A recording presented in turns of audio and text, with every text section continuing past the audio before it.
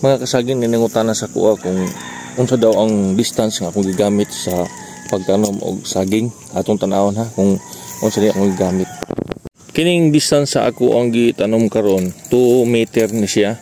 Pero katong mga nagbunga kining dispikas 2.2 meter ni siya ang ato ang distance. Pero na nag-istorya sa kuha gikan sa kumpanya nga dapat daw kung permirong first generation nimo dapat mo tanom ka og daghan kay ang akong experience diri sa pikas nga akong gitanom nagtanom ko og 2,200 ka hektarya naka-harvest lang ko og 1,800 ka bulig tungod sa mga sakit considering na dapat og naay mga mortality makapuna pud ka.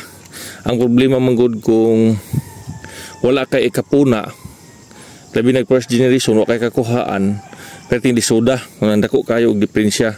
Muna dinhi karon sa ato ang gitanom nagtanom ko og 3,000 hills per hektar kay dungan man sila og tubo nya nakakwingkang ambot pasubot ang kwingkang kanang wala siya magtungod para sa niyo gatakilid ang iyahang line gatakilid iyahang line diri straight line siya padulong didto pero ang inigbabag niya gatakilid ang tawag na kwingkang 2x2 para musulod siya og 3,000 hills sa usa ka hektarya.